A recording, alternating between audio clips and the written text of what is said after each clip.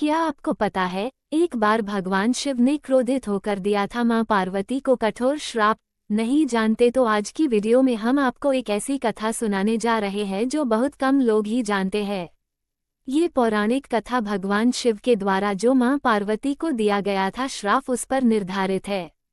कथाओं के अनुसार भगवान शिव और माता पार्वती में अगाध प्रेम है, इसलिए इनकी जोड़ी को सबसे आदर्श जोड़ी और प्रेम का प्रतीक माना जाता है। लेकिन एक बार भगवान शिव मां पार्वती से इतने ज्यादा क्रोधित हो गए थे कि उनको श्राप तक दे डाला था। आइए इस पौराणिक कथा के बारे में विस्तार से जानते हैं। लेकिन जानने से पहले मैं आपसे एक विनती करता हूँ कि अगर आप मेरे इस चैनल पर नए हो तो मेरे इस चैनल श्री भक्ति सागर को सब्सक्राइब कर दे और वीडियो अच्छी लगे तो वीडियो को लाइक कर दे और कमेंट में हर हर महादेव लिखकर जरूर भेजें। Let's start. हिंदू धर्म में भगवान शिव और माता पार्वती सबसे ज्यादा पूजे जाने वाले देवी देवताओं में से आते हैं। माना जाता है माता पार्वती ने अनेकों कष्ट सहते हुए जन्मों तक कठोर तपस्या करके भगवान शिव को पति के रूप में पाया था। मान्यता के अनुसार अखंड सुहाग और पति की लंबी उम्र के लिए माता पार्वती का व्रत किया जाता है और माता पार्वती के साथ भगवान शिव की पूजा की जाती है। भगवान शिव और माता पार्वती की जोड़ी अगाध प्रेम का प्रतीक और आदर्श जोड़ी मानी जाती है। लेकिन एक बार भगवान शिव माता पार्वती से इतने ज्यादा नाराज हो गए थे कि उन्होंने माता पार्वती को श्राप तक दे दिया था। आइए जानते हैं ये पौराणिक कथा। पौराणिक कथा के अनुसार माता पार्वती ने 108 जन्मों की घोर तपस्या के बाद भगवान शिव को पति के रूप में पाया था। मां पार्वती का भगवान शिव के प्रति अगाध प्रेम था। एक आदर्श पत्नी की तरह मां पार्वती भगवान शिव की सभी बातों का पालन करती थी और जब भगवान शिव कुछ बोला करते थे तो उसको पूरे ध्यान से सुनती थीं। एक बार भगवान शिव मां पार्वती को ब्रह्म ज्ञान देने के लिए सृष्टि की कथा सुना रहे थे।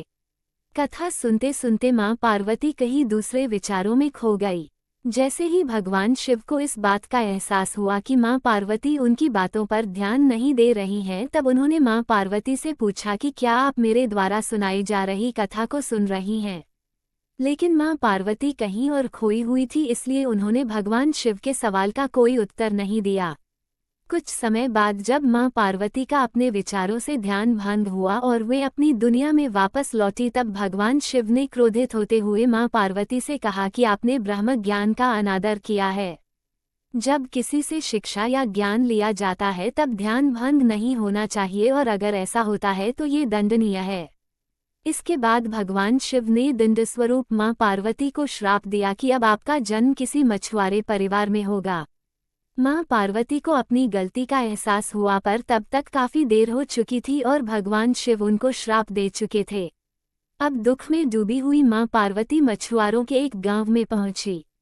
इस गांव के मुखिया की कोई संतान नहीं थी। एक दिन वो मछली पकड़ने के लिए तालाब जा रहा था, तब उसको रास्ते में एक पेड़ के नीचे एक कन्या बैठी हुई मिली जो कि वास्तव में कन्या के रूप में मां पार्वती थीं। वो नन्ही कन्या पूरी तरह से वहां अकेली थी, उसके साथ कोई भी नहीं था। तब मछुआरे ने इस घटना को प्रभु की कृपा समझा और उस नन्ही कन्या को अपने साथ अपने घर ले आया। मां पार्वती उसी घर में कन्या के रूप में रहने लगी। इस तरह मां पार्वती को अपना एक जन्म भगवान शिव के श्राप के कारण मछुआरे के घर में काटना पड़ा।